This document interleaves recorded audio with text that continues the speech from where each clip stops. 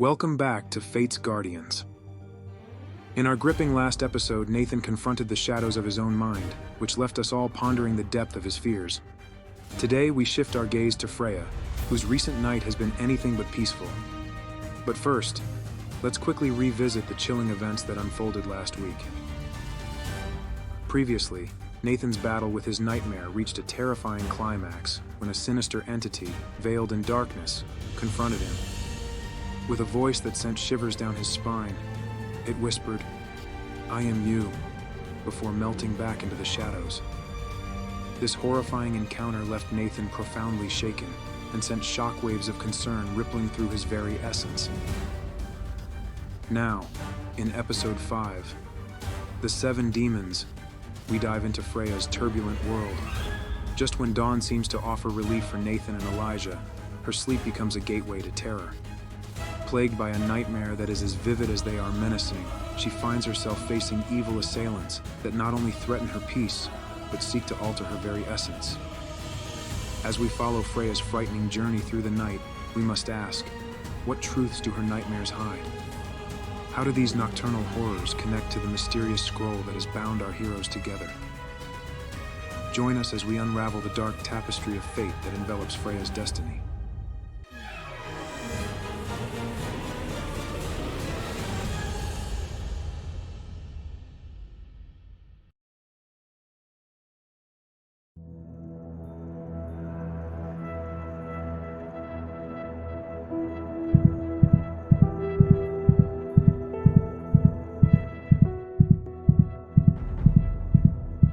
Freya's heart pounded against her chest like a trapped bird, desperate to escape its cage. The nightmare's grip was ruthless, torturing her until she could bear it no longer. You escaped us once. This time you will not. No, get away, leave me alone! And then, as if her body refused to endure anymore, she jolted awake, gasping for air as if released from a suffocating embrace. Her body was drenched in sweat, every nerve electrified with terror, as she clung to the realm of reality, longing to break free from the nightmarish web woven within her mind. She sat on the edge of her bed, staring blankly at the wall, her mind replaying the nightmare that now haunts her. She could still feel the sensation of the ghostly figures in the depths of her soul, somehow trying to alter her. Oh my god, they were trying to control me, trying to possess me. The clock ticks menacingly in the background, marking the slow passage of time as Freya wrestles with her fear. She pulled her knees up to her chest and hugged them tightly, rocking back and forth, too afraid to move or lay back down. She stayed there for hours without realizing it. As dawn began to peek through Freya's curtains, she lifted her head slowly from her knees, her mind still reeling from the night's torment. How long have I been sitting here? The nightmare had left her shaken, caught in a whirlwind of fear. Her nights were now an invitation to hell. Her gaze drifted to the window, where the first blush of dawn painted the sky in hues of pink and gold. Despite the beauty of the sunrise, there was a sense of unease that idled in the air, and a darkness that lurked in the corners of her mind. With trembling hands, Freya reached for her bedside lamp, flooding the room with warm, artificial light. The soft glow did little to dispel the lingering sense of dread that hung in the air, but it offered a small measure of comfort in the face of the unknown. Her inquisitive eyes were now clouded by something more ominous, a fear that crawled from the depths of her dreams. It wasn't a fear linked to the happenings at the academy or the strange vision that had shattered her reality. No, it was something far more personal, something far more frightening. It was her nightmare. Gathering courage, Freya dropped her legs over the side of the bed. The worn floorboards creaked beneath her weight, the sound echoing through the quiet room. She paused for a moment, listening to the silence that surrounded her, the only sound being the steady rhythm of her own heartbeat. Pushing herself to her feet, Freya made her way across the room, her steps slow and deliberate. Each footfall seemed to echo in the stillness, and were heavy with the weight of her own fears.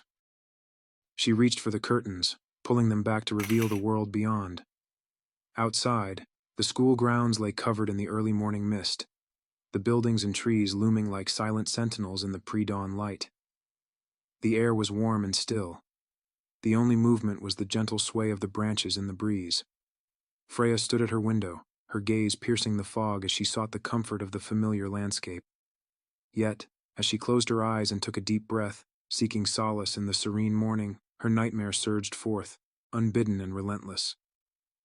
Freya found herself reliving her nightmare. She was back at home in her bedroom, a place where tranquility and warmth usually embraced her like a loving hug.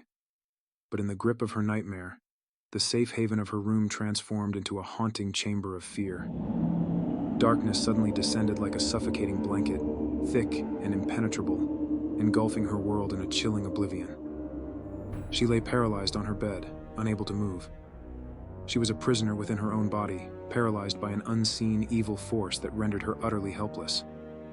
Then, they appeared. 7 dark figures emerged from the shadows.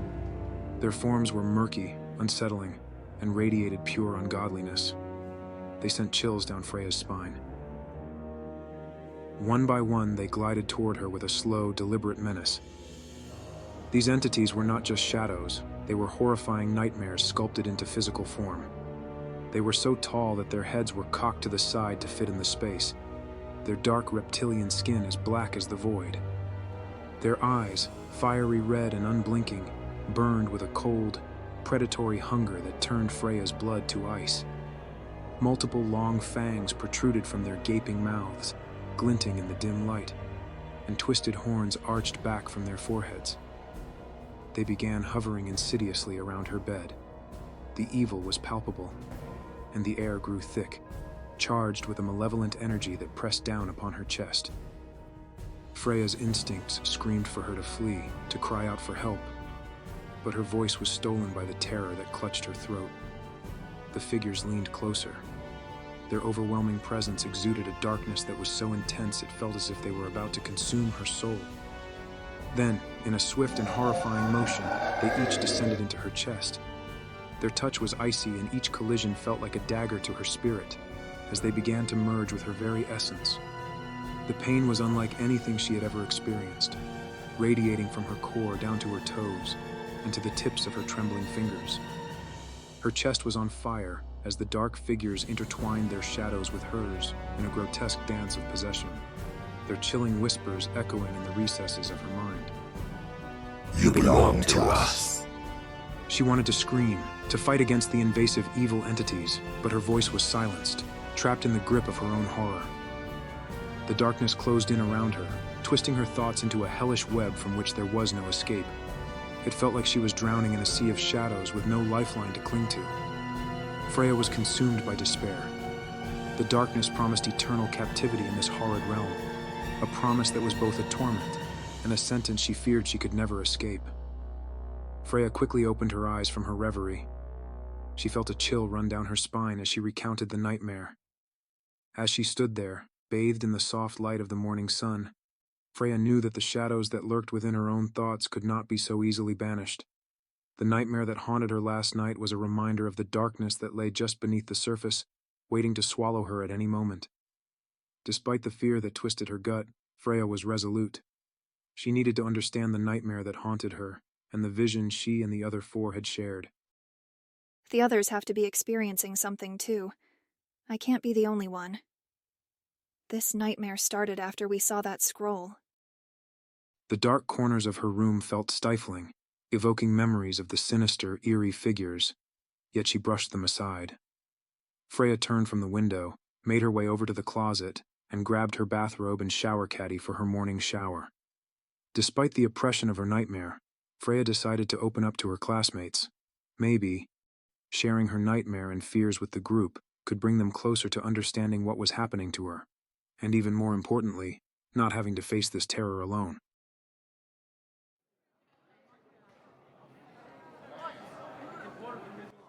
Back in the cafeteria, Elijah and Nathan were still deep in conversation. Their words danced around topics from Freya, their shared nightmares, and the mysterious vision they had experienced. Elijah's brows knitted together in concentration as he emphasized the need to focus on unraveling everything at hand, rather than getting distracted by matters of the heart. Nathan grinned at the thought of Freya, but remained attentive, occasionally chiming in with his own thoughts. his eyes reflecting a blend of concern and determination. As Elijah spoke, his attention was suddenly drawn to a familiar figure entering the cafeteria. Through the sea of students, Freya's presence was unmistakable as she gracefully navigated the room, her brown hair bouncing with each step. As she drew closer, he couldn't help but notice the subtle signs of fatigue etched upon her features. She looked like she carried the weight of the world on her shoulders. Her warm brown eyes, which were usually bright with curiosity, now held a hint of exhaustion and fear. Elijah's gaze softened with concern as he observed Freya's demeanor, recognizing the faint traces of worry that lingered beneath the surface. Nate, check it out. Elijah nodded discreetly towards Freya, directing Nathan's attention towards her. His friend's eyes widened, a playful smirk spreading across his face. Well, isn't this a pleasant surprise? Freya's brown eyes met theirs, and Nathan smiled and raised his hand in a wave. She smiled back, and after navigating the cafeteria line, made her way over to them, her tray carrying scrambled eggs, toast, and cereal. As Freya approached their table, Nathan greeted her with a warm smile. She returned his smile, though Elijah could see the stress lurking behind her eyes. Mind if I join you? Absolutely. Take a seat. Nathan gestured to the empty chair beside him, inviting her to sit. As she settled into her chair, she quietly started eating her food, while Nathan and Elijah sipped on their orange juice. I didn't interrupt, did I? No, not at all.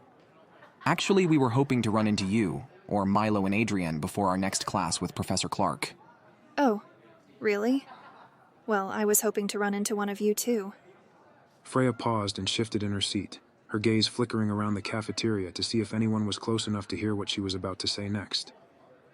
Noticing her body language, Elijah instantly knew what she was going to say next. Are you having nightmares too? Freya looked at Elijah in surprise, then slowly nodded her head yes. Yeah. How did you know? Are you both having them? Elijah nodded solemnly, exchanging a knowing glance with Nathan, who mirrored his concern. Nathan's expression became serious as he recounted his own experience. Yeah. And they're pretty terrifying to say the least. Freya took a deep breath and let out a sigh of relief, her own fears momentarily eclipsed by the sense of solidarity that washed over them. Oh my god, I'm so glad I'm not the only one. What are your nightmares about? The conversation deepened, growing more intense by the minute. Freya listened intently as Elijah and Nathan recounted their own terrifying nightmares, her expression reflecting the disbelief and confusion that had once clouded their faces. When they concluded, a heavy silence fell over the group. Freya paused, her resolve wavering for a moment before she summoned the courage to share her own nightmare. As the chilling details spilled from her lips, Elijah and Nathan exchanged a horrified glance. The weight of her words hung heavily in the air, each revelation more disturbing than the last. Elijah felt a profound empathy surge within him, understanding the immense burden she carried. Nathan, too, felt a knot tighten in his stomach as the gravity of her terror became apparent. Her vulnerability, laid bare before them, was met with a stunned silence. The horror of what she endured resonated deeply with both of them. As the chilling revelations of Freya's nightmare settled over the group, Nathan found himself spiraling back into his own dark thoughts. The haunting memory of the shadow that had loomed both in the classroom and in his dorm room was vivid and unsettling. More disturbing still was the recollection of the inexplicable bruises that had appeared around his neck yesterday morning. He felt a restless energy surge through him, his fingers drumming nervously on the table as he grappled with his fears. Nathan, are you okay? Looking at Elijah, then down at his hands, Nathan's voice was low and tense. I don't know. Yesterday morning I woke up with bruises all around my neck. And before you ask, no, I wasn't dreaming. The thing that's, Nathan shifted in his chair, feeling slightly uncomfortable sharing this with Freya. The thing that's scaring me is that it was before I saw the scroll. The bruises, they're obviously connected to my nightmare where I saw myself hanging from that tree. Nathan paused, swallowing hard as he glanced up to meet Freya's concerned look. And as of right now, I seem to be the only one seeing things outside of our nightmares. Like the figure you saw in class yesterday with the red eyes. Nathan nodded his head. Yeah, and the one earlier this morning that told me he was me. They sat there in silence for a moment, trying to take in and decipher everything that Nathan had just said. Elijah looked at his friend with compassion-filled eyes. He placed his hand on his shoulder. You're gonna be okay, Nate. We all are. I promise. Nathan smiled and nodded. Freya turned and placed her hand on Nathan's, her own fear momentarily forgotten in the face of his admission. The kind gesture was a beacon of solidarity. Nathan looked relieved, a small smile playing on his lips. I know we all just met, but somehow we're all connected to whatever is going on. We'll figure this out together.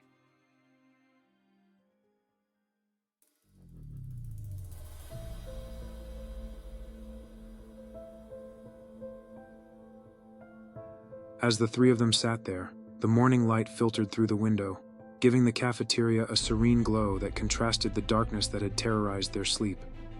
The nightmares were over, yet its echoes lingered, casting a hard-to-shake gloom over their thoughts. What truths lie buried in Freya's terrifying nightmare? Who are the 7 sinister figures, and why do they seek to merge with her soul? With each nightmarish encounter, the web of mystery entangles our guardians ever tighter. Don't miss the next gripping episode of Fate's Guardians. Join us next week for episode 6, where Adrienne must figure out the significance of a dead raven. Be sure to follow the show and leave a rating if you're captivated by all the mysteries. Remember, in the world of Fate's Guardians, when dark figures show up in nightmares, they could be the key to uncovering who one really is. You just have to know where to look. Stay tuned as the journey into the unknown continues.